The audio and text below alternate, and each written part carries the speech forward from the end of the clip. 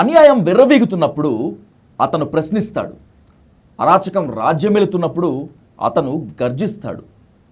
అది ప్రశ్న, సమాధానం కోసం వెతుక్కునేటువంటి ఓ వ్యూహం. అయితే ప్రశ్నకు అసమానత్వం ఉంది, పక్షపాతం ఉంది అనేటువంటిది ఈ మధ్యలో వస్తున్నటువంటి ఆరోపణ. నిజమేనా? ప్రశ్నించేందుకే సమాజంలోకి వచ్చాను, సమాజంతో ఉంటున్నాను అంటున్న అతని మాటల్లో వాస్తవం ఎంత, అబద్ధం ఎంత అనేటువంటి దానిపై ఇన్ డీటెయిల్గా, ఇన్ డెప్త్గా డిస్కస్ చేద్దాం. Let's invite Ravan on to the dial news hot seat with Vijay Sadhu. Ravan, welcome to dial news. ఫస్ట్లో మీ వీడియోస్ మొత్తం అంతా కూడా న్యాచురల్గా ఉండేవి, న్యాచురల్ యాంబియన్స్తో ఉండేవి. కాలక్రమేణా స్టూడియోస్కి వచ్చేసింది, చాలా కాస్ట్లీగా సెటప్ మారింది. బాగా ముడుతున్నట్టుంది ఏ పార్టీ నుంచో. యాక్చువల్లీ అది చాలా కాస్ట్లీ సెటప్ ఏం కాదండి. ఉన్న చిన్న రూమ్లో you know it's a very small studio, చాలా చిన్న స్టూడియో సెటప్. అది కూడా ఓన్ కాదు, లీజుకి తీసుకున్న studio. And that to it's బాగా ముడుతుంది అన్నదానికి వీఆర్ నాట్, అంటే మేము వ్యక్తిగతంగా ఏ రాజకీయ పార్టీ దగ్గర కానీ, ఎటువంటి బిజినెస్ మ్యాన్ దగ్గర కానీ ఇప్పటిదాకా ₹1 తీసుకోలేదు, తీసుకోము కూడా. మేము చేస్తున్న యాంబియన్స్ న్యాచురల్గా ఇంతకు ముందు బయట చేసేవాళ్ళము. అది దాని నుంచి మెల్లిగా ఒక స్టూడియో సెటప్కి రావడానికి కారణం ఏంటంటే, మేము ఎక్కడైతే చేసేవాళ్ళమో ఇంతకుముందు హైటెక్ సిటీలో చేసేవాళ్ళము, అక్కడంతా కూడా ఇప్పుడు ఫుడ్ స్టాల్స్ వచ్చేసి ఈట్ స్ట్రీట్ లాగా మారిపోయింది అదంతా. సో మేము చేసే యాంబియన్స్కి అక్కడంతా నాయిస్ అంతా పెరిగిపోయి, సో అక్కడ నుంచి మూవ్ అవుదాం అనుకున్నాము. అండ్ దట్టు మేము ఒక గ్యాప్ తీసుకొని ఇన్వెస్టర్స్కి కాల్ చేసాము. దానికి కారణం ఏంటంటే, we thought it is an emergency in Andhra Pradesh especially to speak out. మేము ఇంతకుముందు ఆఫ్లైన్ పనులు చేస్తూ ఉండేవాళ్ళం, బట్ ఇప్పుడు గట్టిగా మాట్లాడాల్సిన పరిస్థితి ఉంది కాబట్టి ప్రతిరోజు రోడ్డు మీద ఎత్తుక్కోవాల్సి వచ్చేది. You know use to go and search for places, cameras అంటే లైటింగ్ ఎక్కడ పెట్టాలి, లేకపోతే మైక్ వెనకమాల ఎవరైనా మాట్లాడుతున్నారా, బస్సెస్ వస్తున్నాయి, అన్నీ కూడా చూసుకొని మాట్లాడాల్సి వస్తూ ఉండేది. విచ్ యాక్చువల్లీ వీ ఫెల్ట్ ఇంత ఇన్సెక్యూర్డ్గా ఎందుకు చేయాలి మనము, లెట్ ఇస్ మన దగ్గర డబ్బులు లేదు కదా అని అనుకున్నాం. యాక్చువల్లీ ముందు అందరు పాకెట్స్లోంచి వేసుకున్నాం. But then you know we have decided not to do that, because ప్రతి ఒక్కళ్ళు జాబ్ చేసుకునేవాళ్ళు, చిన్న చిన్న ఉద్యోగాలు చేసుకునేవాళ్ళు టీంలో ఉన్నవాళ్ళు. సో నేనేమన్నానంటే, let is call for investors అని చెప్పని అన్నప్పుడు, మీరు అన్నట్టు బాగా ముట్ట చెప్పడానికి రాజకీయ నాయకులు వచ్చారు. ఆంధ్రప్రదేశ్, తెలంగాణలో పెద్ద పెద్ద రాజకీయ నాయకులు, ఎంపీలు, ఎమ్మెల్యేలు కూడా ఆఫర్ చేశారు. You don't believe the amount, చాలా పెద్ద అమౌంట్స్ ఆఫర్ చేశారు. బట్ స్టిల్ వీ హ్యావ్, అంటే చాలా సాఫ్ట్గానే, లేదండి we don't want incline to any party అని చెప్పి ఇంకా ఆ తర్వాత మాకు ఒక చిన్న ఆయన కూడా జాబ్ చేసుకుంటున్నాడు. ఇప్పుడు మనకి ఎవరైతే చిన్నగా ఇన్వెస్ట్ చేస్తున్నాడో ఆయన కూడా జాబ్ చేసుకుంటున్నాడు. సో అతను వెళ్ళిగా లేదు రావని నీకు ఎంత కావాలని చెప్పారంటే, మంత్లీ నాకు ఇంతమందికి ఈ శాలరీస్, నాకు ₹1 వద్దు, శాలరీస్ వరకు పిల్లలకి పే చేయండి చాలు అని చేస్తున్నాం. దీనిలో ₹1 వచ్చిందేం లేదు సీరియస్లీ. మేమేమి we are not doing it for money, out of passion, ఒక సోషల్ రెస్పాన్సిబిలిటీతో పాటు చేస్తున్నాం అంతే. మీ క్వశ్చనింగ్ ప్లాట్ఫామ్ పేరు, మీ యూట్యూబ్ ప్లాట్ఫామ్ పేరు ప్రశ్న. ఎస్, ప్రశ్నతోనే స్టార్ట్ చేస్తాను. What are you and who are you, Ravan? I'm a humanist, I'm a rationalist, I'm an atheist. నేను ఏ దేవుడిని నమ్మను, నేను మనిషిని నమ్ముతా. నాకు ఏ కులంతో పట్టింపు లేదు, నాకు మనిషి ఇష్టం. వాట్ ఆర్ యూ అంటే,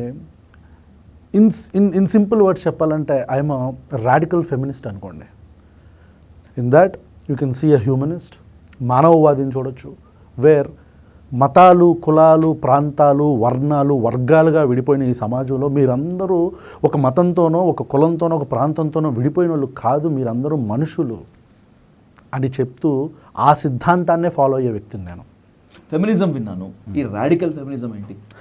కైండ్ ఆఫ్, అంటే కొన్ని చెప్తే ఎలా ఉంటాయి అంటే, ఏంటి ఇలా చేయడం కరెక్టేనా అని అనుకుంటాం మనం. Especially radical feminism is not like, అంటే జనరల్గా ఒక ఇష్యూ వచ్చినప్పుడు సెన్సిటివ్ రిలేషన్స్ గురించి మాట్లాడుకుందాం మనం. ఒక బాయ్ ఫ్రెండ్, గర్ల్ ఫ్రెండ్ ఉన్నారు, ఒక అమ్మాయి అబ్బాయి ఉన్నారు. వీళ్ళిద్దరికి గొడవలు ఎస్పెషల్లీ ఎక్కడొస్తాయి అంటే, స్పేస్ దగ్గర వస్తుంది. ఏం స్పేస్? Private space. ఏం ప్రైవేట్ స్పేస్? ఒక అమ్మాయి ఆన్లైన్లో ఉంటుంది, వాడు అమ్మాయిని ఆన్లైన్లో చూస్తాడు, బాయ్ ఫ్రెండ్ మెసేజ్ చేస్తాడు, ఆ అమ్మాయి రెస్పాండ్ అవ్వట్లేదు, 2 టిక్స్ వచ్చినాయి వాట్సాప్లో, రెస్పాండ్ అవ్వట్లేదు, ఇన్స్టాలో ప్రొఫైల్ ఆన్లైన్లో కనపడుతుంది, ఫేస్బుక్లో కనపడుతుంది, వాడికి కోపం వస్తుంది. కోపం ఎందుకు వస్తుంది? ఆన్లైన్లో ఉండి నాకు ఎందుకు రెస్పాండ్ అవ్వట్లేదు అని అడుగుతాడు. ఆ అడిగే క్వశ్చన్ వెనకమాల చాలా అనుమానాలు ఉంటాయి. ఈ అమ్మాయి ఎవరితో మాట్లాడుతుంది, ఎంతసేపు ఏం మాట్లాడుతుంది, అంటే నాతో కాకుండా ఆన్లైన్లో ఇంకా ఎవరితోనో మాట్లాడుతుందా, ఈ అమ్మాయి ఎవరైనా అబ్బాయితో మాట్లాడుతుందా, ఇంకా ఎలాబొరేట్గా మాట్లాడితే ఈ అమ్మాయి నన్ను చీట్ చేస్తుందా. ఇప్పుడు నాకు నీ మీద నమ్మకం ఉన్నప్పుడు నువ్వు ఆన్లైన్లో ఉంటే ఆఫ్లైన్లో ఉంటే నాకేంటి? If I want to talk to you, I should talk to you, అంతే సింపుల్. నాకు నీతో మాట్లాడాలని ఉంది, if you are free just give me a call అని చెప్పాలి అంతే. కానీ నేనేం చేస్తానంటే ఆన్లైన్లో ఎందుకున్నావు, ఎవరితో మాట్లాడుతున్నావు అని అడుగుతా. And the girls are also they feel that they are answerable. నా పాయింట్ ఏంటంటే రాడికల్ ఫెమినిజం ఇక్కడ వస్తుంది. నేనేమంటానంటే though you are a husband, though you are a boyfriend, though you are something to someone, to a girl, she is not answerable to you అంటాను. Because it is a private space. ఇది చాలామందికి నచ్చదు. Let us సే నచ్చటం మాత్రమే కాదు, ఇది చాలా controversy కూడా. Exactly. నా భార్య మీద నాకు అధికారం ఉండదా, నా ప్రియురాల మీద నాకు అధికారం ఉండదా? ఉండదు. ఎందుకు ఉండదు? ఎందుకు ఉంటుంది? ఎందుకు ఉండదు? నేను పెళ్లి చేసుకున్నాను కదా, నేను పెళ్లి చేసుకుంటే అధికారం ఏంటి? అధికారం ఏంటి? వాట్ యు మీన్ బై అధికారం? నా సర్వస్వం అంతా నీకు ఇస్తున్నప్పుడు, నీ సర్వస్వం అంతా నాకు ఇస్తున్నప్పుడు ఇక దాంట్లో ప్రైవేట్ స్పేస్ ఏముంటుంది? నో, ఉంటుంది. అధికారం అంటే ఫస్ట్ యూ ఎలాబొరేట్ అధికారం. ఒక అమ్మాయి ఒక వస్తువు కాదు, భార్య కానీ, గర్ల్ ఫ్రెండ్ కానీ, లేకపోతే లవర్ కానీ, ఇంకా రిలేషన్షిప్లో ఉండే ఎవరైనా సరే, ఎవరికైనా సరే అధికారం లేదు ఏ అమ్మాయి మీద కానీ. At same time this applies to man also. ఒక అమ్మాయి వచ్చి నువ్వు నా హక్కు, నువ్వు నా ప్రాపర్టీ, నీ మీద నాకు అధికారం ఉందంటే అది తప్పు. The same applies to girl. ఆన్లైన్లో ఉంది కాబట్టి ఎవరితోనో మాట్లాడుతుంది అనుకోవటం. నా పాయింట్ ఏంటంటే మేమేమంటామంటే you are not answerable, don't explain, just inform him. ఆన్లైన్లో ఉన్నాను అంతే, సింపుల్. ఆన్లైన్లో ఉండి కేవలం అబ్బాయితోనే మాట్లాడుతుందని ఎందుకు అనుకుంటాం? ఆన్లైన్లో ఉండి కేవలం అబ్బాయితోనే మాట్లాడుతుంది ఎందుకు అనుకుంటున్నాం మనం? బ్రౌజ్ చేసుకోవచ్చు, రీల్స్ చూసుకోవచ్చు. జస్ట్ ఇన్ కేస్ ఒకవేళ అబ్బాయితోనే మాట్లాడుతున్నా, that should not be a problem for you. If it is a problem for you, then leave her. What is your problem with Pawan Kalyan? అంటే క్రిటిసిజం ఆఫ్ పవన్ కళ్యాణ్ని చూశాను అన్ని చోట్ల, ఎవరెవరు చేస్తారు. కానీ పవన్ కళ్యాణ్ నా అభిమాన నటుడు అంటూనే, పవన్ కళ్యాణ్ నాకు ఇన్స్పిరేషన్ అంటూనే పవన్ కళ్యాణ్ని ఇష్టం వచ్చినట్లు మాట్లాడతారు. And by the same way Pawan Kalyan అభిమానుల్ని, జనసేన పార్టీ కార్యకర్తని జెండా కూలీలు అంటూ విమర్శిస్తూ ఉంటారు. ఏంటి, what kind of strategy is this? నిజంగా మీరు పవన్ కళ్యాణ్ అభిమాన, లేకపోతే this is a kind of సకాజమా? నో, సరే, జోక్స్ అపార్ట్. పవన్ కళ్యాణ్ అనే వ్యక్తికి నేను హార్డ్ కోర్ అభిమానిని. ఇది హార్ట్ఫుల్గా చెప్తున్నా. ఎస్, ఇప్పుడు కాదు, not now. Okay, not now. I was a hard core fan. అంటే మన ఆంధ్రప్రదేశ్లో ఎస్పెషల్లీ సినిమాలు ఎక్కువగా సినిమాలను చూసి ఇన్స్పైర్ అయ్యే ఒక వాతావరణంలో పెరిగే పిల్లలకి, అలాంటి ఒక వాతావరణంలో పెరిగిన నాకు, బెజవాడ లాంటి రాజకీయ సినీ అంటే అలాంటి ఒక పర్సనాలిటీస్ని దేవుళ్ళలాగా పూజించే ఒక ప్రాంతం నుంచి వచ్చిన నాకు పవన్ కళ్యాణ్ అంటే విపరీతమైన అభిమానం ఉండేది. I use to love Pawan Kalyan like anything. Pawan Kalyan కాదు, చిరంజీవి గారితో సహా ప్రజారాజ్యం పార్టీ పెట్టినప్పుడు చదువుకుంటున్నాం మేము. మా కుటుంబంలో ఈ సోషలిస్టిక్ ఐడియాలజీ ఉన్న నాకు వ్యక్తిగతంగా చిరంజీవి పవన్ కళ్యాణ్ అంటే ఇష్టం అని నేను ప్రజారాజ్యం పార్టీ జెండాలు పట్టుకొని రోడ్ల మీద తిరిగినోడు. నేను ప్రజారాజ్యం పార్టీ జెండాలు పట్టుకొని, కొత్త రక్తం వస్తుంది రావాలి రాజకీయాల్లో, కానీ ఎప్పుడు కూడా ఒక న్యూ వే ఉండాలి పాలిటిక్స్లో, కొత్త వాళ్ళకి అవకాశం రావాలి, కుర్రాలు రావాలని కోరుకున్న వ్యక్తిని. అట్లా చిరంజీవి గారికి తిరుపతి సభకి వెళ్ళాం మేము. సొంత డబ్బులు ఖర్చు పెట్టుకొని కొంతమందిని గ్యాదర్ చేసి మేమందరం కలిసి వెళ్ళాం. అంత అభిమానం. పవన్ కళ్యాణ్ చూసి మార్షల్ ఆర్ట్స్ బ్లాక్ బెల్ట్ దాకా వెళ్ళినోడు నేను. కుంఫులో ఆ స్థాయికి వెళ్ళినోండి ఎందుకు? కిక్ బాక్సింగ్ నేర్చుకున్నాడు ఎందుకు? కేవలం పవన్ కళ్యాణ్ చూసే. ఓకే, అంత అభిమానం. మరి నా అభిమాన నటుడు ఉప ముఖ్యమంత్రి అని అనడానికి కారణం ఏంటంటే నన్ను నేను చెప్పుతో కొట్టుకోవటం. I want to hit myself hard. Just because I use to love this person. ఇలాంటి ఒక వ్యక్తిని అభిమానించానా నేను అని నన్ను నేను కొట్టుకోవడం అది నాది. That's not a sarcasm. I just want to remind myself అంతే. ఎందుకంటే ఎక్కడైనా మళ్ళీ మీరు కావాలంటే ప్రశ్నలో పాత పోస్టులు కలిసి చూడండి, 2019 దాకా కూడా పవన్ కళ్యాణ్కి అనుకూలంగానే ఉన్నాయి పోస్టులన్నీ. వన్ మ్యాన్ ఆర్మీ అని పెట్టాను నేనే పోస్టులు. చిరంజీవి గారికి అనుకూలంగా పెట్టి చిరంజీవి గారిని ప్రైజ్ చేస్తూ పెట్టాను పోస్టులు.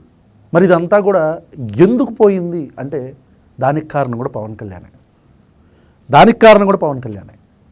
పవన్ కళ్యాణ్ పెట్టిన రాజకీయ బహిరంగ సభ తర్వాత జనసేన వెబ్సైట్కి నేను సొంతగా ఈమెయిల్ డ్రాఫ్ట్ చేసి పంపించాను.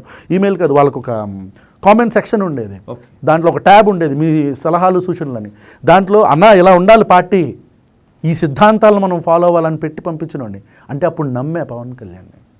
Actually I was wrong, Pawan Kalyan was right, నేనే తప్పు. ఎందుకంటే పవన్ కళ్యాణ్ని అంచనా వేయటంలో నేను ఫెయిల్ అయ్యాను.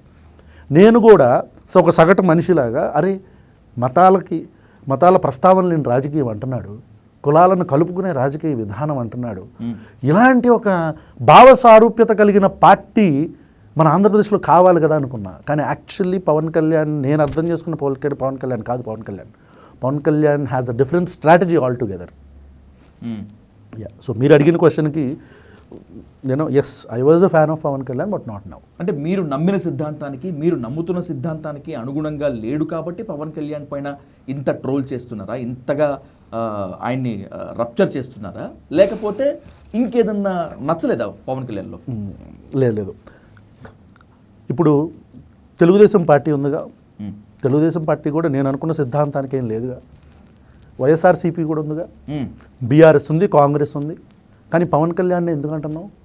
ఎందుకంటే పవన్ కళ్యాణ్ అనే వ్యక్తి మత రాజకీయాలు మొదలుపెట్టాడు. ఆంధ్రప్రదేశ్ రాష్ట్రంలో గత 10 సంవత్సరాలు మనం ముందుకెళ్తే ఎంతమంది మనకు సనాతన ధర్మం అనే పదం వాడాం? ఒక 10 సంవత్సరాలు వెనక్కి వెళ్దాం. ఆంధ్రప్రదేశ్లో ఇలాంటి ఒక టెన్స్డ్ ఎన్వైర్న్మెంట్ ఉందా? ప్రవీణ్ పగడాల అనే ఒక పాస్టర్ చనిపోతే ఎంత భావోద్వేగాలు అంత భావోద్వేగంతో ప్రజలు ఎందుకు మాట్లాడుతున్నారు? నిజంగా అది హత్య, లేకపోతే యాక్సిడెంటా అనేది ప్రభుత్వ సంస్థలు చెప్పేదాకా కూడా ఎందుకు క్రిస్టియన్లు కానీ లేకపోతే ఒక వర్గంలోని ముస్లిమ్స్ కానీ వీళ్ళందరూ ఎందుకు ఆగలేకపోతున్నారు? ఇంతకుముందు ఎప్పుడు యాక్సిడెంట్లు జరగలేదా ఇట్లా పాస్టర్లవి? నేను అంటాను, ప్రవీణ్ పగడాల ప్లేస్లో ఇంకొక హిందూ సాధువో ముస్లిం ముల్లానో ఉన్న ఇదే జరిగేది. కారణం ఏంటంటే ఆంధ్రప్రదేశ్లో ఒక టెన్స్డ్ వాతావరణం, అండర్ కరెంట్ రన్ అవుతుంది. అది కేవలం రేజ్ అవ్వటానికి ఒకే ఒక కారణం పవన్ కళ్యాణ్. మీరు అడిగిన క్వశ్చన్కి వస్తే, మీ భావజాలాన్ని కాదన్నాడని పవన్ కళ్యాణ్ మీరు టార్గెట్ చేస్తున్నారా అంటున్నారు కదా. కాదు, మా భావజాలాన్ని కాదన్న పార్టీలు టీడీపీ ఉన్నాయి. చంద్రబాబు నాయుడు ఎప్పుడు బయటకు వచ్చి ఆమె సనాతని అనలా. జగన్మోహన్ రెడ్డి బయటకు వచ్చి ఆమె అన్అపాలజెటిక్ సనాతని హిందూ అనలా, లేకపోతే క్రిస్టియన్ అనలా. జగన్మోహన్ రెడ్డి క్రిస్టియన్గా, నేను క్రిస్టియన్ అని ఎందుకు మెడలో మాసం తింటే మెడలో బొక్కలు వేసుకొని తిరిగినట్టు అలా ఎందుకు చేసుకోవట్లా? చంద్రబాబు నాయుడు ఎప్పుడు యాగాలు చేయలా? నారా లోకేష్ చేయలా? కేసీఆర్ చేయలా? రేవంత్ రెడ్డి చేయలా? వీళ్ళందరూ ఎందుకు మాట్లాడట్లా? ఎందుకంటే వాళ్ళు మతాన్ని రాజకీయాల్లోకి తీసుకురావటం వల్ల సమస్య ఏంటి? మొన్న చూసిన ప్రవీణ్ పగడాల విషయమే. రోడ్ల మీద గోదావరి జిల్లాల్లో క్రిస్టియన్స్ నడుచుకుంటూ వెళ్తున్నా, లేదా ముస్లిమ్స్ ఎవరైనా నడుచుకుంటూ వెళ్తుంటే ఊర్లల్లో ఆపుతున్నారు. మీరు ఎందుకు ప్రచారం చేస్తున్నారు, అన్యమత ప్రచారం అంటున్నారు? ఇంతకుముందు చిన్నప్పుడు ఆంజనేయ స్వామి బొమ్మ వేసుకొని చక్కగా చిన్న పిల్లలు ముద్దుగా గ్రీన్ కలరు పెయింట్ వేసుకొని రోడ్ల మీద తిరుగుతూ ఉండేవి. ఎంత ముచ్చటగా ఉండేది. ఇప్పుడు ఆంజనేయ స్వామిని ఎలా తయారు చేసాం మనం? ఆరెంజ్ కలర్ వేసి. ఎందుకు? బీజేపీ ఉందనా? పచ్చగా ఉన్న హనుమంతుడు ఆరెంజ్ కలర్లోకి ఎందుకు అయిపోయాడు? చక్కగా ఉండే హనుమంతుడికి 6 ప్యాకులు, అగ్రెసివ్ ఫేస్ ఎందుకు వచ్చింది? రాముడు అంటే నీలం రంగులో కనిపించే మనకి ఇప్పుడు కొత్తగా కాషాయం రంగులో 6 ప్యాక్తో అగ్రెసివ్ ఫేస్తో ఎందుకు కనపడుతున్నాడు? ఇదంతా ఎవరిని ఇన్ఫ్లుయెన్స్ చేయడానికి? నరేంద్ర మోదీ, బీజేపీ, సంఘ్ పరివార్ శక్తులు తెలుగు రాష్ట్రాల్లో అడుగు పెట్టలేక ఒక పావుగా వాడుకుంటున్న వాడే పవన్ కళ్యాణ్. ఇది ప్రతి ఒక్కడికి తెలుసు. కానీ మాట్లాడే ధైర్యం, దమ్ము ఎవరికి లేవు. ఎందుకంటే మాట్లాడితే వ్యక్తిగతంగా టార్గెట్ చేస్తారని భయం, మాట్లాడితే కుటుంబాలను రోడ్ల మీదకి లాగుతారని భయం, మాట్లాడితే వాళ్ళ ఫినాన్షియల్ స్టేటస్ మీద కొడతారని భయం, మాట్లాడితే జైల్లో పెడతారని భయం. మాకు ఆ భయాలేం లేవు. కానీ భయం ఏంటో చూపించినట్టున్నారుగా జనసేనలో పార్టీ కార్యకర్తలు, మీరనేటువంటి జెండా కూలీలు. ట్రోల్ చేయటం మాత్రమే కాకుండా మీ ఫ్యామిలీ ఫొటోస్ తీసుకొచ్చి పబ్లిక్ డొమైన్లో పెట్టి నానా ఇబ్బందులు పెట్టి చివరికి నేనే భయపడుతున్నాను అని మీరే వీడియో చేసుకునే స్థితికి తీసుకొచ్చినట్టున్నారుగా.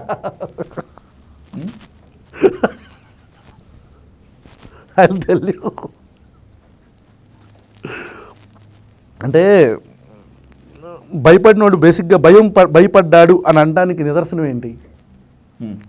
ఇప్పుడు బేసిక్గా మీరు అన్నారు అలాంటి భయం లేదన్నోడినే భయపెట్టారు కదా జనసేన కార్యకర్తలు అన్నారు. కరెక్ట్. ఒకవేళ మీ మాటే ఫర్ డిస్కషన్సే అనుకున్నాం. ఇప్పుడు భయపడ్డాడు అని అనడానికి నిదర్శనం ఏంటి? నేను వెనకడుగేయాలి లేదా ఎదుటివాడు వెనకడుగేయాలి. అదే కదా కొలమానం, అదే కదా, అంతే కదా. ముందుకెళ్తున్నాడు భయపడ్డాడు అంటే వెనక్కి వెళ్ళటం. మరి నేను ఎక్కడ కూడా వీడియోలు ఆపలేదే. నా కుటుంబం గురించి నేను ఇందాక చెప్పినట్టు నా భార్య సోషల్ మీడియా అకౌంట్స్ హ్యాక్ చేశారో మొబైల్ హ్యాక్ చేశారో తెలియదు కానీ తీసుకొచ్చి బయట పెట్టారు. నా కూతురుతో నేను ఆడుకుంటున్న వీడియోస్ బయట పెట్టారు. ఇంకా నెక్స్ట్ నీ పర్సనల్ ఇమేజెస్ అవన్నీ కూడా ఉన్నాయి అంటేనే నేను లైవ్ పెట్టాల్సి వచ్చింది. కారణం భయపడి కాదు, భయపడను అని చెప్పడానికి. మరి నేను లైవ్ పెట్టిన తర్వాత ఇందాక అన్న పాయింట్ వెనక్కి వెళ్ళటం కదా భయపడతాం అంటే. నేను లైవ్ పెట్టిన తర్వాత ఎవడెవడైతే ట్రోల్ చేశాడో ఆ అకౌంట్లన్నీ ఎందుకు బ్లాక్ అయిపోయినాయి, ఆ అకౌంట్లన్నీ ఎందుకు తీసేశారు, పోస్టులు ఎందుకు డిలీట్ చేశారు, నేను పవన్ కళ్యాణ్ మీద పెట్టిన ఒక్క వీడియో కానీ పవన్ కళ్యాణ్ మీద పెట్టిన ఒక్క పోస్ట్ కానీ ఎందుకు డిలీట్ చేయాలా నేను? ఎవరెవరికి భయపడ్డారు? మీ ధైర్యానికి కారణం జగన్మోహన్ రెడ్డి, వైసీపీనా? ఇదే జగన్మోహన్ రెడ్డి అనే వ్యక్తిని I should appreciate YSRCP and Telugu Desam party social media on this occasion only personally for me. వాళ్ళేంది సుతపూసలని నేను చెప్పను, కానీ జగన్మోహన్ రెడ్డి గారిని నేను చాలా చాలా మాట్లాడినా. ఇంకా పవన్ కళ్యాణ్ని గారు అంటూ సంబోధిస్తున్నాను. నా అభిమాన నటుడు అని చెప్తున్నా నేను. కానీ జగన్మోహన్ రెడ్డి గారిని సింగులర్ పేరుతో మాట్లాడాను నేను. విజయసాయి రెడ్డి గురించి చాలా హీనంగా మాట్లాడాను నేను. వాళ్ళ అధికారంలో ఉన్నప్పుడు మడ అడవులు డిఫారెస్ట్ చేసినప్పుడు కావచ్చు, కాకినాడలో మ్యాంగ్రూవ్ ఫారెస్ట్, ఆ తర్వాత SSMB కాలేజ్ విషయంలో కావచ్చు, ప్రత్యేక హోదా గురించి కావచ్చు, PRC ఇష్యూ మీద కావచ్చు, CPS మీద కావచ్చు, మన వెనుకబడిన జిల్లాలకు బుందేల్ఖండ్ తరహా ఇవన్నీ అలా చెప్పాలంటే ఏపీ రీఆర్గనైజేషన్ యాక్ట్కి సంబంధించి కావచ్చు, 2019లో ధర్నా చేసిన జగన్మోహన్ రెడ్డి గారు ప్రత్యేక హోదా గురించి ఇప్పుడు ఎందుకు మాట్లాడట్లేదు మీరు, మీ దగ్గర ఇంతమంది ఎంపీలు ఉన్నారు కదా భయపడుతున్నారా అని చాలా దారుణంగా ఇంకా చాలా దారుణంగా మాట్లాడాను. అలాంటి జగన్మోహన్ రెడ్డి నాకు ఎందుకు సపోర్ట్ చేస్తాడు? శత్రువుకి శత్రువు మిత్రుడు అవుతాడు కదా, అందుకని. నేను మళ్ళీ చెప్తున్నా, మేము జగన్మోహన్ రెడ్డి గారిని, చంద్రబాబు నాయుడు గారిని, నారా లోకేష్ గారిని కూడా విమర్శించాం. కానీ వాళ్ళు ఎప్పుడు మా వ్యక్తిగత జీవితాల దగ్గరికి రాలా. వీళ్ళు వచ్చారు. సరే, రావటానికి ఇంకొంచెం మీరు ఇందాక అడిగిన క్వశ్చన్ నేను చెప్తున్నాను కదా, పవన్ కళ్యాణ్ మీద ఎక్కువగా మాట్లాడుతున్నారు అని చెప్పాను. మీరు అడిగిన క్వశ్చన్ ఏంటి, జగన్మోహన్ రెడ్డి గారు సపోర్ట్ చేస్తున్నారని కదా. No, he's not. నేను మళ్ళీ అడుగుతాను రావణ్, మీ వెనుక వైఎస్ జగన్మోహన్ రెడ్డి ఉన్నారు, మీ వెనుక వైసీపీ ఫండింగ్ భారీగా జరుగుతోంది. అందుకే ఒకనాడు రోడ్లపై వీడియోలు చేసినటువంటి మీరు స్టూడియోస్కి వచ్చారు. ఇప్పుడు పవన్ కళ్యాణ్ని ట్రోలింగ్కి కూడా భయపడకుండా, ట్రోలింగ్ అవుతున్నా కూడా అత్యంత దారుణంగా విమర్శిస్తున్నారు. ఒక రాజకీయ పార్టీ సపోర్ట్ లేకపోతే ఒక బలమైన మోటోని ఎలా ముందుకు తీసుకెళ్లరు ఇప్పుడున్నటువంటి పరిస్థితుల్లో? వైఎస్ జగన్మోహన్ రెడ్డి గారు కానీ ఒకవేళ నిజంగా నా వెనకమాలు ఉంటే ఆ రేజ్ వేరే లెవెల్లో ఉంటుంది. అంటే నేను అనేది వైఎస్ జగన్మోహన్ రెడ్డి గారే కాదు, ఇంకా ఒక పార్టీ అధినాయకుడు, ఒక పెద్ద పార్టీ 40% ఓటు బ్యాంక్ ఉండి ఫినాన్షియల్లీ స్ట్రాంగ్ ఉన్న ఏ పార్టీ అయినా, తెలుగుదేశం పార్టీ అయినా వైఎస్ఆర్సీపీ అయినా, ఒకవేళ నా వెనకమాలు ఉంటే ఆ రేజ్ వేరే లెవెల్లో ఉంటుంది. అది మీరు చూడలేరు కూడా. ఇది కేవలం నాతో పాటు, ఇది స్టేట్మెంట్ అనుకోవాలా, వార్నింగ్ అనుకోవాలా మీ ప్రత్యర్థులకి? Whatever it is. వాళ్ళు మాట్లాడితే వైసీపీ అనో కొంతమంది టీడీపీ అనో అంటున్నారు కానీ, but nobody is funding us. Well, if they want they can prove it. నా బ్యాంక్ స్టేట్మెంట్స్ అన్నీ కూడా ఇస్తాను ఓపెన్గా.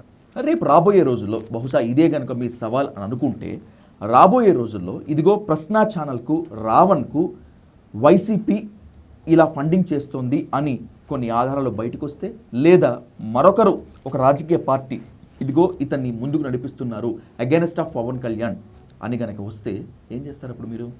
ఇక్కడ 2 విషయాలు ఉన్నాయి మీరు అడిగిన క్వశ్చన్లో.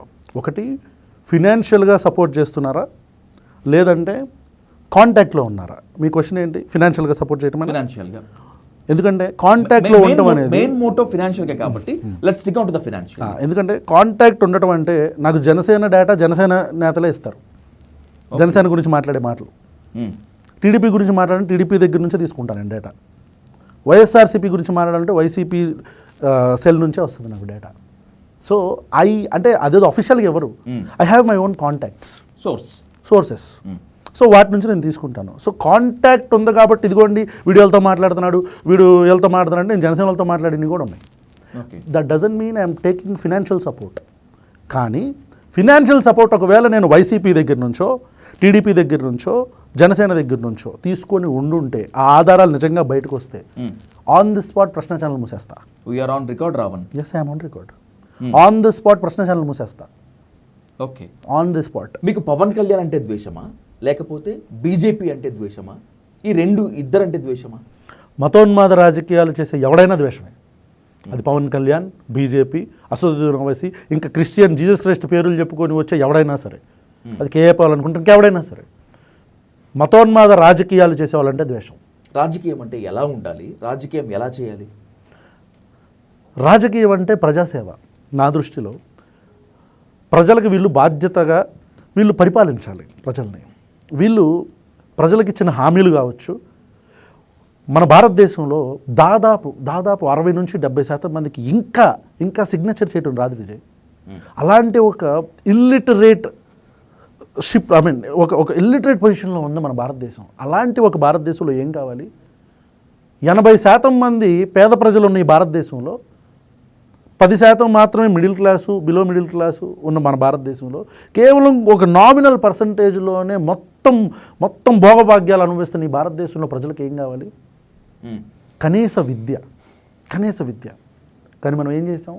విద్యని ప్రైవేటైజ్ చేసేసాం. చిన్న పిల్లలకి లక్షల రూపాయలు డొనేషన్లు కట్టే పరిస్థితి ఏర్పడింది. విద్య పోయింది. వైద్యం, ఆరోగ్యం, హెల్త్. మనం ఏం చేసాం? హాస్పిటల్స్ అన్నింటినీ కూడా గవర్నమెంట్ హాస్పిటల్స్ని నాశనం చేసి ప్రైవేట్ హాస్పిటల్ చేతుల్లో ప్రైవేటైజ్ చేసేసాం మనం. ఇప్పుడు ఏమవుతుంది? ఒక్కొక్కడికి ప్రైవేట్ హాస్పిటల్కి వెళ్ళాలంటే కరోనా టైంలో రోజుకు 2 లక్షలు ఛార్జ్ చేశారు. ఎవరు అడగాలి దాన్ని? దీనికి రాజకీయ నాయకులు బాధ్యులు. విద్య, వైద్యం, ఆరోగ్యం, కనీసం తినడానికి తిండి, ప్రజలకి తిండి. ఇది ఎవరు తీసుకురావాలి? This is a democratic state. You are responsible. Government is responsible. ఆకలి మరణాలు ఈ రోజుకి కూడా ఇంత అడ్వాన్స్డ్ భారతదేశంలో 15 సంవత్సరాలుగా నరేంద్ర మోదీ రూల్ చేస్తున్న ఈ భారతదేశంలో ఇంకా చిన్న పిల్లలు పౌష్టికాహారం లోపంతో ఎందుకు ప్రతిరోజు 100 మంది పిల్లలు చచ్చిపోతున్నారంటే దీనికి ఎవడు బాధ్యుడు? గవర్నమెంట్ హాస్పిటల్స్ బాగోట్లేదంటే ఎవడు బాధ్యుడు? ప్రభుత్వ కళాశాలలు బాగోట్లేదంటే ఎవడు బాధ్యుడు? ప్రభుత్వాలు కాదా? ఇది వాళ్ళ immediate plan of action should be. ప్రభుత్వాలు వీటిల మీద కాన్సన్ట్రేట్ చేయాలి.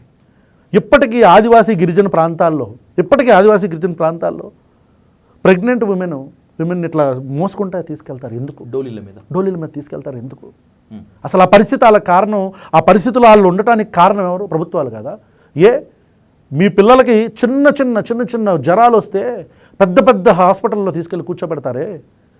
అరే, ఒక గర్భిణీ స్త్రీ రోడ్డు మీద అసలు అత్యవసర పరిస్థితుల్లో హాస్పిటల్ లేక పిల్లోడిని కానీ చచ్చిపోతే అంతకంటే దారుణమైన పరిస్థితి ఇంకేమైనా ఉంటుందా?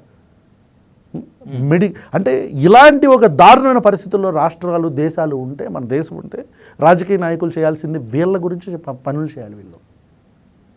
కానీ వీళ్ళు మత రాజకీయాలు చేస్తున్నారు. ఎన్నో ఏళ్లుగా అధికారాన్ని అనుభవిస్తున్నటువంటి పార్టీలు మొత్తం అంతా ప్రజల్ని దోచుకుంటున్నాయి తప్పితే అవును ఎవరికి సేవ చేయట్లేదు, సంక్షేమం ఇవ్వట్లేదు అనేటువంటిది మావోయిస్ట్ పార్టీ ఆరోపణ. సో ఈ నేపథ్యంలోనే మీ ఆహార్యాన్ని చూసిన తర్వాత అడుగుతున్నాను, మీరు కమ్యూనిస్టా లేకపోతే కమ్యూనిజంలో ఎక్స్ట్రీమ్గా ఉండేటువంటి మావోయిస్టా?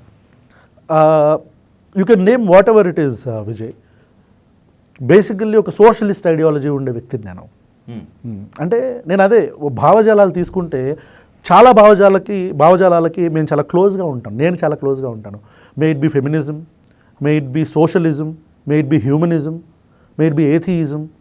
అంటే ఇవన్నీ కూడా ఇంటర్లింక్డ్. హ్యూమనిస్ట్ అంటేనే వాడు ఏథియిస్ట్ అయి ఉండాలి, కమ్యూనిస్ట్ అంటేనే వాడు ఏథియిస్ట్ అయి ఉండాలి. సో ఇవన్నీ ఈ ఇజమ్స్ అన్నీ, ఈ సిద్ధాంతాలన్నీ కూడా ఇంటర్లింక్డ్. సో మీరు ఏదైనా అనుకోవచ్చు, but yes, if it is extreme questioning of things, extremist, yes I yam.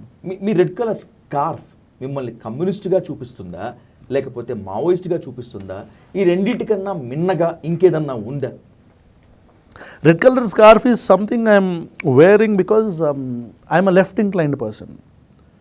ఖచ్చితంగా మీరు ఒకవేళ ఇతను కమ్యూనిస్టు అంటే I will say that I'm a socialist. Red colour scarf ఏంటంటే మన దేశంలో ఆదివాసీ గిరిజన ప్రాంతాల్లో, వెలివాడల్లో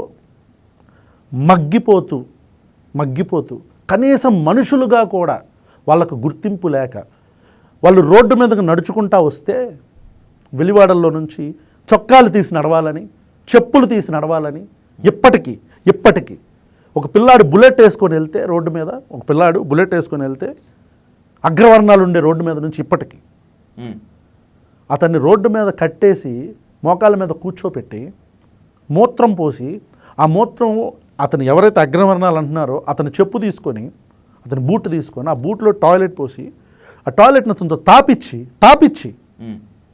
ఆ బూట్ని అతను నెత్తి మీద పెట్టి కొట్టారు. ఇలాంటి ఒక అనాగరికమైన సమాజంలో బతుకుతున్న ఎంతోమంది పేద, బడుగు, బలహీన, ఆదివాసీ గిరిజన ప్రాంతాల్లో నివసించే ప్రజలకి వాళ్ళ ప్రాణాలను కూడా లెక్క చేయకుండా ఉద్యమంలోకి వెళ్ళి ఉద్యమంలో అసువులు బాసిన ఎంతోమంది అన్నలకి, అక్కలకి వాళ్ళ కోసం ఇది వేసుకున్నాం. ఇప్పుడు వాళ్ళని ప్రజలు ప్రేమిస్తారు, ఖచ్చితంగా స్వాగతిస్తారు, ఆవాహన చేసుకుంటారు అనేటువంటిది మీ నమ్మకం అయితే అది అత్యాస, మూర్ఖత్వం అని చెప్పి నేను అంటాను. వాళ్ళని ప్రజలు ఎలా చూస్తారు అనేది, అంటే నేను అదే అనేది, అలాంటి ఒక ఆలోచన. ఇప్పుడు లెటెస్ట్ నేను ఒక పని చేస్తున్నాను, ఈరోజు మతోన్మాద రాజకీయాలు నాకు ఇష్టం లేదని చెప్తున్నాను. ప్రజలు దీన్ని నమ్ముతారా నమ్మరా అనేది వాళ్ళ చాయిస్. నేను చేయటం అనేది నాకు ఇష్టం, నా బాధ్యత, అందుకే నేను చేస్తున్నా. ఇప్పుడు మీరు అడిగిన క్వశ్చన్లో అన్నలు కావచ్చు, మావోయిస్టులు కావచ్చు, ఇంకెవరైనా కావచ్చు, first of all we are against violence in first place. Okay. అయితే వాళ్ళని ప్రజలు ఆదరిస్తారా, ద్వేషిస్తారా అనేది వాళ్ళ చాయిస్. ఒకవేళ నిజంగా వాళ్ళ పరిపక్వత ఎలా ఉంటుందంటే, నేను చెప్తున్నాను, ఉద్యమాల్లో ఉండే వాళ్ళది ఎట్లా ఉంటుందంటే, వాళ్ళు ఏం చేస్తారనేది వీళ్ళకి అనవసరం, వాళ్ళు మనల్ని ఎలా రిసీవ్ చేసుకుంటారనేది అనవసరం. వాళ్ళు నమ్ముకున్న సిద్ధాంతానికి కట్టుబడి వాళ్ళ కోసం పోరాడతారు అంతే.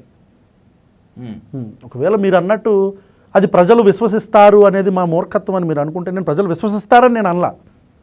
అలాంటి పేద, బడుగు, బలహీన వర్గాల్లోని ఆదివాసీ గిరిజన ప్రాంతాల్లో ఎంతోమంది ప్రజలు ఇలాంటి నేను ఇందాక చెప్పిన సిచ్యువేషన్స్లో మగ్గిపోయిన ప్రజలకి ఆసరాగా నిలబడి వాళ్ళ ప్రాణాలను సైతం లెక్క చేయకుండా పోరాటాల్లో, ఉద్యమాల్లో కోల్పోయిన ప్రాణాలకి వాళ్ళకి జస్ట్ ఒక చిన్న మీరేమంటారు అది, నాకు ఆ తెలుగు పదం ఎగ్జాక్ట్గా కైండ్ ఆఫ్ అనుకోండి, అంతే. Right, let's end this session with a truth or dare session. Ravan, first one, మీ కులం ఏంటి, మీ మతం ఏంటి, అసలు మీకు కులం, మతం ఉందా లేదా, భవిష్యత్తులో ఉంటుందా, ఉండదా? నేను కులాన్ని, మతాన్ని డిజైన్ చేసుకున్న వ్యక్తిని. నాకు సర్టిఫికెట్లో కానీ ఎక్కడా కానీ కులం, మతం ఏం లేదు. నాకే కాదు, నా కూతురికి కూడా లేదు. నా కూతురికి సర్నేమ్ కూడా లేదు, నా కూతురికి కాస్ట్ లేదు. నేను ఇంకొక జనరేషన్ వచ్చేసరికి అసలు మా రూట్స్ కూడా తెలియదు వాళ్ళకి. అలాంటి ఒక వాతావరణంలో నా పిల్లల్ని పెంచుదాం అనుకునే వ్యక్తిని నేను. నాకు కులం, మతం, ప్రాంతం, వర్ణం, వర్గం ఏం ఉండవు. So if you ask me what I'm a human being. నేను ఒక మనిషిని అంతే. మీ కులం జోలికి పోను, మీ కులం ప్రస్తావన తీసుకురాను. కానీ రావణ్, మీరు ఒక క్రిస్టియన్, మీ అసలు పేరు జోసెఫ్, దాన్ని రావణ్గా మార్చుకున్నారు. క్రిస్టియానిటీ మీ నరాన ఉంది కాబట్టే మీరు సనాతన ధర్మం పైన విషం కక్కుతున్నారు. బీజేపీ అంటే అంత ఎత్తున మండిపడుతున్నారు. బీజేపీకి దగ్గరగా పోతున్నటువంటి పవన్ కళ్యాణ్ను ఆ స్థాయిలో తులనాడుతున్నారు అనేటువంటిది మీ మీద ఉన్నటువంటి సీరియస్ అలిగేషన్ అండ్ కామెంట్. నేను క్రిస్టియన్స్ మీద కూడా, అంటే ఇలా అనుకునే వాళ్ళు వాళ్ళ యొక్క మానసిక పరిపక్వత సరిగ్గా లేదనుకుంటాను. I feel pity for them. కారణం ఏంటంటే, నేను క్రిస్టియన్ పాస్టర్ల మీద, బైబిల్లో ఉండే స్త్రీల మీద వివక్ష మీద at the same time Christian పాస్టర్లు చేస్తున్న మోసం మీద, దశమ భాగం అడిగి పేద ప్రజల్ని పిక్కు తింటున్న కొంతమంది పాస్టర్ల మీద, వీళ్ళందరి మీద వీడియో చేశాను నేను. అప్పుడు ఇప్పుడు ఒకటే స్టాండ్ నాది. నాకు మతంతో సంబంధం లేదు. మతం పేరు చెప్పి ఎవడైనా సరే ప్రజలను ఇబ్బంది పెడితే వాళ్ళ గురించి మాట్లాడతా. This is what I am and this is what I will be. ఒకవేళ ఎక్కువ వీడియోలు వాళ్ళ మీదే ఉన్నాయి కదా అంటే, ఈ భారతదేశ జనాభాలో ఎంత శాతం మంది క్రిస్టియన్ పాస్టర్లు మోసం చేస్తున్నారు? ఎంత శాతం మంది క్రిస్టియన్ పాస్టర్లు, ఇస్లామిక్ మౌల్వీలు వీళ్ళందరూ మోసం చేస్తున్నారు ప్రజల్ని? ఆ రేంజ్లోనే, ఆ రేషోలోనే మా వీడియోలు కూడా ఉంటాయి, మా కార్యాచరణ కూడా ఉంటుంది. ఎంతమంది జగ్గి వాసుదేవులు ఉన్నారు ఈ భారతదేశంలో? ఎంతమంది నిత్యానంద స్వాములు ఉన్నారు ఈ భారతదేశంలో? ఎంతమంది డేరా బాబాలు ఉన్నారు ఈ భారతదేశంలో? క్రిస్టియానిటీలో కానీ ఇస్లాంలో కానీ ఎంతమంది ఉన్నారు ఇలాంటి వాళ్ళు? You can count on finger tips. అలా అని వాళ్ళు శుద్ధపూసలా అంటే కాదు. వాళ్ళని కూడా ప్రశ్నించాం, ప్రశ్నిస్తాం, ప్రశ్నిస్తానే ఉంటాం. ఈ ప్రశ్న ఎందుకు పుట్టింది, ఎవరి కోసం పుట్టింది, ఎవరి కోసం మనుగడ సాగిస్తుంది? వీటన్నిటికీ ఒకటే ఆన్సర్ ప్రజలు. ఎందుకు పుట్టింది? ఈ సమాజంలో నేను ఇందాక చెప్పినట్టు కులాల వారీగా, మతాల వారీగా, వర్గాల వారీగా, వర్ణాల వారీగా ప్రజలు విచ్ఛిన్నమైపోయి ఉన్నప్పుడు, బాబు మీరందరూ ఇది కాదు, నువ్వెవరవి, నువ్వు కాపువో, కమ్మవో, రెడ్డివో, బలిజవో, మాలవో, మాదిగవో కాదు, నువ్వు మనిషివి అని చెప్పటం కోసం మేము మా జర్నీ స్టార్ట్ చేసాం. అంటే బేసిక్ హ్యూమన్ రైట్స్ని మర్చిపోయి, బేసిక్ హ్యుమానిటీని మర్చిపోయి మన సొసైటీ మళ్ళీ వెనక్కి వెళ్ళిపోతుందేమో అని భయం అనిపించింది మాకు. So we thought, Bhagat Singh గారిది ఒక స్టేట్మెంట్ ఉంటుంది, Shahid Bhagat Singh, if the deaf has to be heard the sound should be loud అని చెప్పని. చెవిటోడికి వినపడాలంటే శబ్దం చాలా పెద్దగానే ఉండాలి. సో ఒకవేళ మా భాషో, మేము ఎక్స్ప్రెస్ చేసే విధానమో ప్రజలకు కానీ, లేకపోతే మేము మాట్లాడుతారు ఎవరినైతే టార్గెటెడ్గా మాట్లాడుతున్నాం వాళ్ళకి నచ్చకపోతే, you can do what ever you want. I need 2 sharp answers to my 2 questions. ఈ 2 ప్రశ్నలకి మాత్రం నాకు మనస, వాచ, కర్మణ, మీ గుండె లోతుల్లోంచి నాకు ఆన్సర్ కావాలి. ఇప్పుడు ఎస్, ఆన్ రికార్డ్. రాబోయేటువంటి రోజులు మీరు చెప్తున్నాను బట్టి చూస్తే, సమాజంలో ఉన్నటువంటి కొన్ని పరిస్థితులను చూస్తే రాబోయే రోజులు మరింత భీకరంగా, భయానకంగా, దుర్లభంగా ఉండేటువంటి సిచ్యువేషన్ 100% కనిపిస్తున్నాయి. ఎస్. ఎట్టి పరిస్థితుల్లో మీరు ట్రోల్ చేయండి, నేను వెనక్కి తగ్గను, మీరు బెదిరించండి, నేను ఇంకా ముందుకే వెళ్తానని చెప్తున్నటువంటి మీరు ఒక ప్రశ్నగా, ఒక రావణ్గా మున్ముందు ఇలాగే ఉంటారని ప్రజలు నమ్మమంటారా? ప్రజలు నమ్మినా నమ్మకపోయినా నాకంటూ ఒక సిద్ధాంతం ఉంది. ఈ మన భారతదేశంలో మతం, కులం అనే రెండు చీడ పురుగుల్ని ఏరివేసే ప్రక్రియలో మేము మాత్రం అలాగే నిలబడతాం. ఈ ప్రశ్న రావణ్ అనే వ్యక్తి కావచ్చు, ఈరోజు నేను ఉండొచ్చు ఈ ప్లాట్ఫామ్ మీద, నేను పోతే ఇంకొకటి వచ్చి నిలబడతాడు. I have my backup plans. నేను పోతే దాన్ని ఎవడైనా ఏమన్నా చేస్తే, రేపొద్దున్న ఏదైనా జరిగితే I have my backup plans. బెదిరింపులకు వంగిపోతారా? ప్రలోభాలకు లొంగిపోరా? ఈ తెలుగు రాష్ట్రాల్లో 2 సెన్సిటివ్ ఇష్యూస్ ఉంటాయి ఎప్పుడు కూడా. I think 3. 1 మతం, 2 కులం, 3 పవన్ కళ్యాణ్. ఈ 3 చాలా సెన్సిటివ్. ఈ 3లో మీరు ఏదైనా టచ్ చేయండి, you will get n number of threats. మీరు ఒక కులాన్ని టార్గెట్ చేసి మాట్లాడండి, ఒక మతాన్ని టార్గెట్ చేసి మాట్లాడండి, పవన్ కళ్యాణ్ టార్గెట్ చేసి మాట్లాడండి, you will receive n number of threats. So బెదిరింపులకు మీరు బెదిరిపోతారా అంటే, you already had the answer, how we reacted with that abuses, with the trolls. ఆ ట్రాళ్ళతో, ఆ బూతులతో నా కుటుంబానికి సంబంధించిన వ్యక్తిగత సమాచారాన్ని తీసుకొచ్చి ఆన్లైన్లో పెట్టినా సరే, నన్ను చంపుతామన్నా సరే, నీ సంగతి చూస్తామన్నా సరే, దాడి చేస్తామన్నా సరే, 1 ఇంచు కూడా వెనక్కి తగ్గం. ఇలాగే ప్రశ్న కంటిన్యూ అవుతూ ఉంటుంది. అన్యాయాన్ని ఎవరైనా ప్రశ్నిస్తే బాగుండు, ఈ అక్రమాన్ని ఎవరైనా ఎదిరిస్తే బాగుండు, మనం చేయలేకపోతున్నాం కదా అనేటువంటి ప్రజల్లోంచి సబాల్టర్న్గా, లేకపోతే ఆల్టర్నేటివ్గా, ప్రత్యామ్నాయంగా చూసేటువంటి వ్యక్తుల్లో ప్రశ్న ఒకటి, రావణ్ ఒకటి. రావణ్ రాబోయేటువంటి రోజుల్లో, లేకపోతే వర్తమానంలో మీ నుంచి ఒక మెసేజ్ కానీ, ఒక రిక్వెస్ట్ కానీ ఈ సమూహానికి సమాజానికి ఇవ్వాలి అంటే what you do? Andhra Pradesh Telangana ప్రజలకి మీరందరూ ఒకటే గుర్తుపెట్టుకోండి అమ్మా, మీరందరూ ఒకటే గుర్తుపెట్టుకోండి. మీ మతాన్ని మేము కాపాడతాం అని ఎవడైనా వస్తే మీ దగ్గరికి, అరే బ్రోకర్, మా దేవుడికి మాకు మధ్యలో నువ్వు బ్రోకర్వా? నువ్వెవడవి?